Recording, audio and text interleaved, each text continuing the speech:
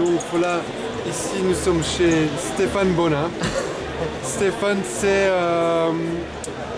la marque, c'est le chocolatier qui m'a fait découvrir il y a presque 20 ans le monde du chocolat gourmet. Donc je suis un petit peu honoré de pouvoir être ici aujourd'hui avec vous. D'abord, j'aimerais vous poser une question. Quel est pour vous le rôle du chocolat dans votre vie? Il est très important. On va dire que c'est un aspect omniprésent.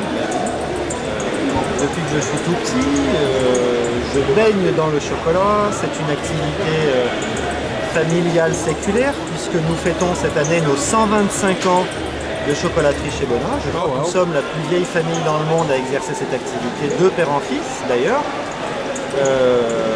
C'est donc pour moi quelque chose de parfaitement naturel. Vivre sans chocolat, c'est non, pas vivre. C'est pas vivre, exactement. Qui ou quoi est-ce que vous admirez dans l'univers du chocolat? En fait, c'est plutôt un état d'esprit. J'admire la résistance absolue des artisans face à la facilité et surtout j'admire la recherche incessante à la fois de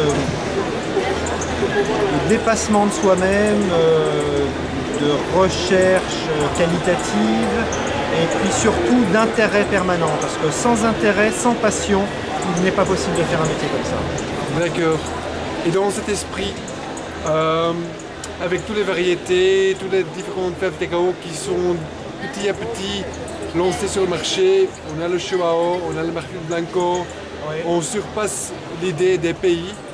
Quel est selon vous le futur pour les années qui vont suivre dans le chocolat? Quel est le futur du chocolat? Alors, je pense que le futur est assez paradoxalement quelque part un peu dans le passé, puisque le cacao partage l'histoire de l'homme depuis plusieurs milliers d'années.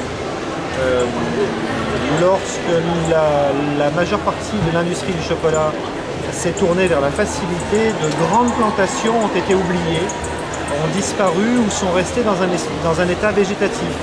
Du coup, je pense que le futur est la redécouverte de ces plantations historiques et de leur mise en valeur, plus que dans la création de produits, par exemple, comme je pense pas qu'il y ait un avenir pour des bricoles du type le chocolat moléculaire ou des trucs comme ça.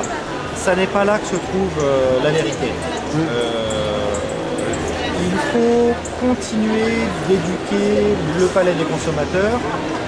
Quand je dis éduquer, c'est-à-dire leur faire découvrir les subtilités du chocolat. Passer d'un aspect de consommation de confiserie à la consommation d'un produit plaisir, mais toujours avec cette recherche de parfum. Parce qu'en fait, le chocolat, c'est le premier goût qu'un enfant va retenir toute sa vie lorsqu'il va en manger pour la première fois. Parce que les saveurs sont tellement différentes de ce à quoi il a été habitué jusqu'à présent, qu'il va indubitablement l'imprimer dans son cerveau.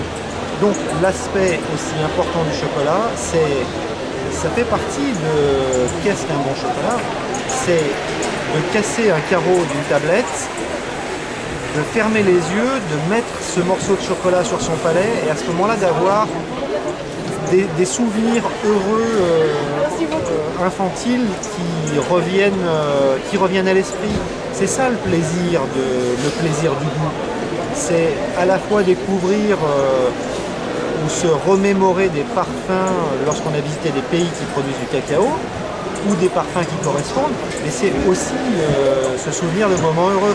Parce que soyons clairs, les moments où on a le plus apprécié le chocolat quand on était petit, c'est après te tomber de vélo ou ça te fait mal en faisant de la balançoire et que nos mères ou nos grands-mères, pour nous consoler, nous donnaient un bout de chocolat.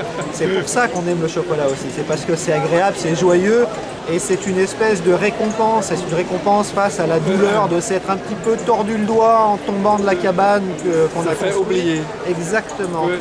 Et c'est parce qu'on a été fort et qu'on n'est pas mort de s'être coincé le doigt dans une porte qu'on a droit à un bout de chocolat. Donc là c'est pareil, sauf qu'en même temps on redécouvre des parfums. Ouais.